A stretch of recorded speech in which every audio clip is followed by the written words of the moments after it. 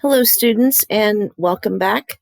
We're going to be working on your last dual credit assignment, and this is on differentials. So we're also going to talk about error propagation in this lesson.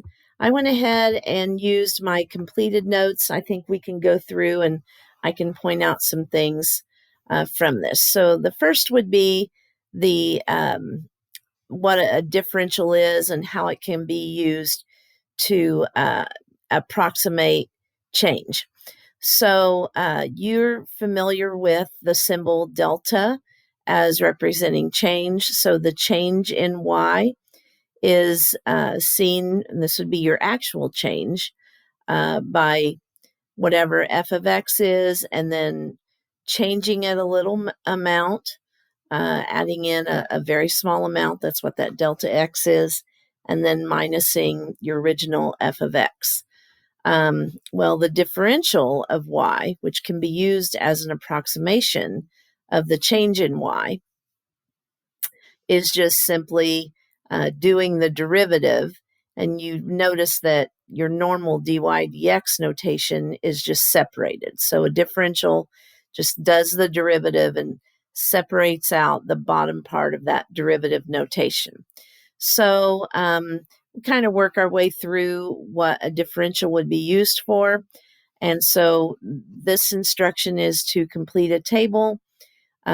We want you to find the tangent line equation t of x to the graph, and the graph is f of x equals the square root of x through this point to square root 2. So ignore that the table has been filled in here at the beginning, and let's start here at step number 1. So this is where we're going to begin. We would find the slope by doing the derivative. So if this is f of x, then we could rewrite that as x to the 1/2 power, and then its derivative would be 1/2 x to the negative 1/2 power. And then from there, you would use your ordered pair of 2 square root 2 to find your slope. So we'll plug in the 2 where the x is in your equation. So that gives you 1/2 times 2 to the negative 1/2 power, which would put it in the denominator in a square root. So we've got 1 over 2 square root 2. We multiply top and bottom by the square root of 2, we'll get the square root of 2 over 4. So that's your slope. And then from there, we find the tangent line. And they want us to find this tangent line equation at the ordered pair 2 square root 2. So putting square root 2 in for the y and 2 in for the x, and using your slope. So we're doing the slope, we're doing the x and the y, and subbing those all in. We find b. So if you do your work, you find b equals the square root of 2 over 2. And so the equation for the tangent line at the point 2 square root 2 is t of x equals the square root of 2 over 4x plus the square root of 2 over 2. You can use that then, so this is actually step number 4 to complete the table. So you don't do that until you've got all this other work done. And so the table, now you can just calculate f of x. It's the square root of x. So square root of 1.9, square root of 1.99, square root of 2, square root of 2.01, square root of 2.1. What I'm wanting you to look at is what are the values of f of x as we get closer and closer on each side to 2. And then let's see how good of a predictor t of x is. So t of x is just this tangent line. And as we move closer and closer to 2, If I put 1.9 into t of x, I get 1.379, so very close. If I put 1.99 in for x, I get 1.411. The same exact thing that I got when I substituted in for f of x. And the same thing would be true on this side. We're 1/1000th of a way here. Here we get the exact same answer and then the exact same answer at 2. So our conclusion is that t of x, this tangent line, is a good linear approximation of f of x equals the square root of x. And often we do use the tangent line as a tool to do approximations. Those are called linear approximations. Okay, so linear approximation, which is done by the tangent line. I can't get that to fit. Let's see if I can write that underneath here. Linear approximation. And that is done by the tangent line.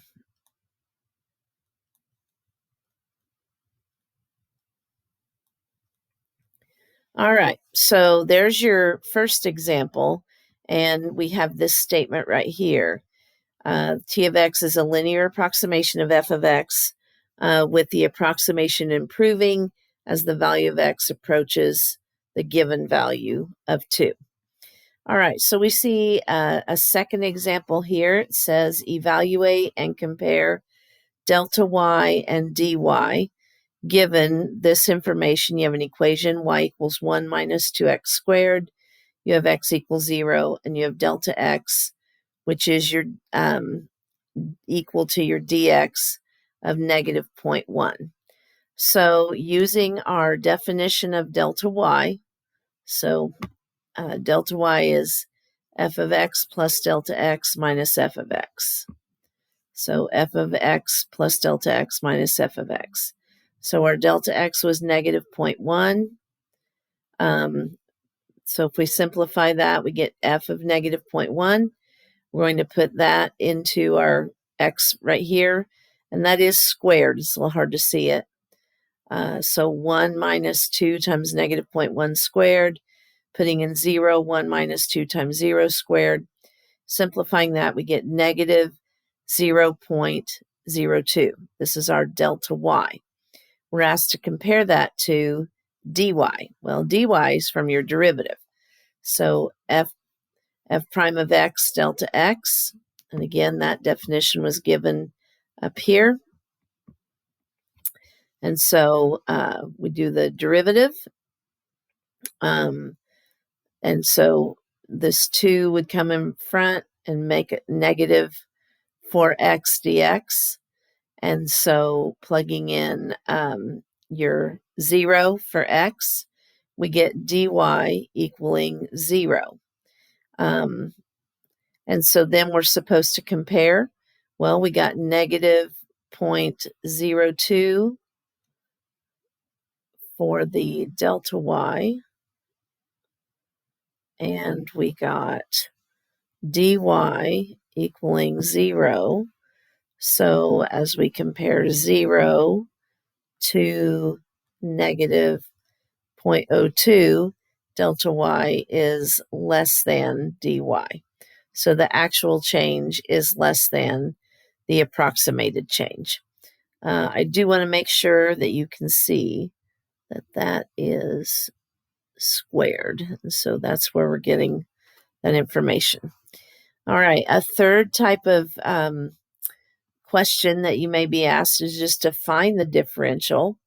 And basically, that is just asking you to do the derivative. So the differential is to do the derivative and then split apart where you normally would have dy dx. You just split that apart and bring the dx over. So you split the dy dx. So your derivative, 1/2 x to the negative 1/2 minus 1/2 x to the negative 3/2. We could rewrite this as 1 over 2 square root x minus 1 over 2 times the square root of x cubed. Simplifying that, we can pull out an x, and then getting a common denominator. This is the differential. So dy, and really it's the derivative. Dy dx is x minus 1 over 2x square root of x. But this is written in differential form.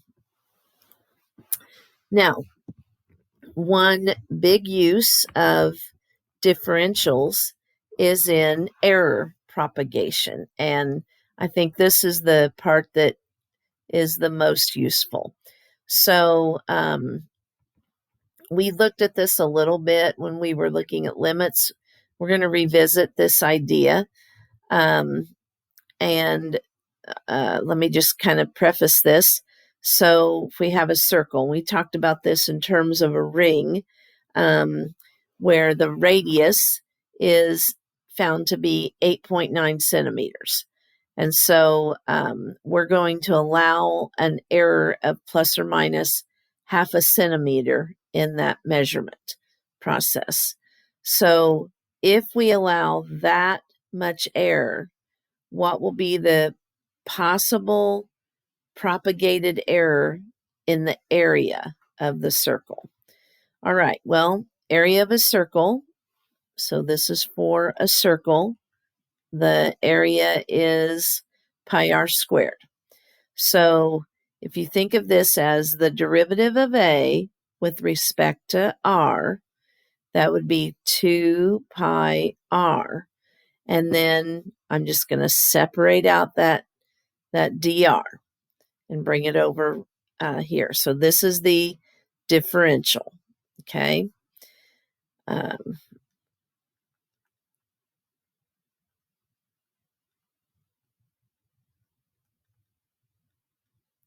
And so then the radius is 8.9 centimeters with a dr.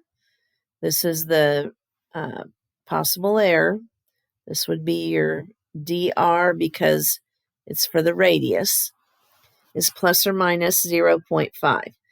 So that means the propagated error for the circle is going to be, so from this, dA equals 2 pi times the r, which is 8.9, going here, and the dr, which is plus or minus 0.5. And multiplying all that together, we get plus or minus 28.0 square centimeters. And so just think about that. If you allow 0.5 centimeter of error in the radius, then you're going to have up to 28 square centimeters of error possible in the area measurement. So you might want to look at that in terms of a percent. So one way to calculate the percent, or a way to do it, would be to calculate what the area would be at a measurement of 8.9 square centimeters. So plugging in 8.9, we get 79.2 pi, or approximately 284.8 square centimeters. So first of all, calculate the area. And then the percent error would be dA over A. Well, dA we got in part A from above, so from up here. And then the area, so 28.0 square centimeters over 284.8 square centimeters gives us 0.112, or an 11.2% error in measurement of the area. Okay, so give or take 11.2% is what you would be allowing there. And then this is actually, I think, a good question. What if we needed that area to be much closer than 11.2? What if we needed that error to be 3%? Well, that would mean we'd want our dA over A to be less than or equal to 0.03.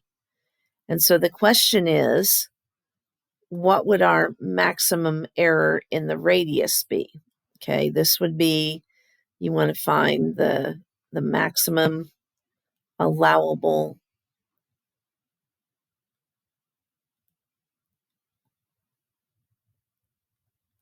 error in the radius.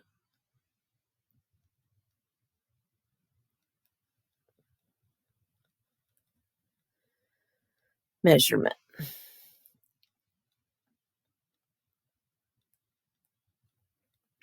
Okay, so we can do this by actually some algebra. So your dA, which we calculated up above, dA is right here, the 2 pi r dr, and then the area, pi r squared. So if we substitute those formulas, then we can cancel pi, we can cancel r, one of them, and we'll end up with 2 dr over r, and we need that to be less than or equal to 0.03. So if we divide both sides by 2, so we get rid of the 2, we divide both sides by 2, that cancels, and we get dr over r is less than or equal to 0.015. So our maximum allowed percent error in the radius is 1.5%. We can't let that radius be off by more than 0.015, 1.5%. So these are your notes for this last section, and hopefully you'll see some value in knowing how that propagated error is calculated. So good luck with your homework.